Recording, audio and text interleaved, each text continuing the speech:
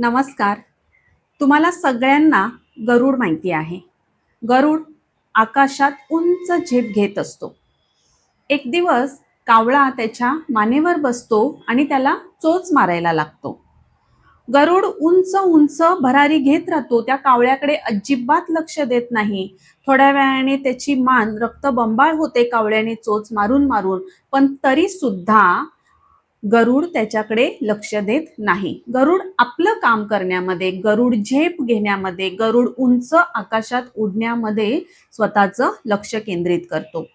आणि मग जसजसा तो वर जायला लागतो तस तसं हवेचं प्रमाण, ऑक्सिजन लेवल कमी होत जाते, जी कावळ्याच्या सवयीची नसते.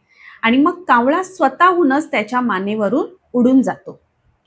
मला तुम्हाला हे सांगायचं आहे, जेव्हा तुम्ही सुद्धा यशाच्या दिशेने मार्गक्रमण करत असाल, सक्सेस होत असाल, तेव्हा अशी कावळ्यासारखी माणसं तुमच्या आजूबाजूला वावरत असतात, तुम्हाला चोच मारत असतात, तुम्हाला मागे खेचत असतात.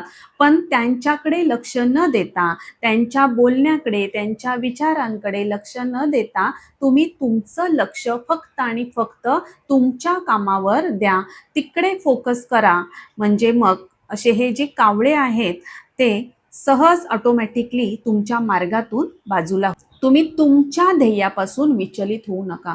त्यामुळे त्यांच्या मेंटॅलिटीमुळे, त्यांच्या विचारांमुळे किंवा त्यांच्या वागण्यामुळे तुम्ही तुमच्या ध्येयापासून विचलित होऊ नका.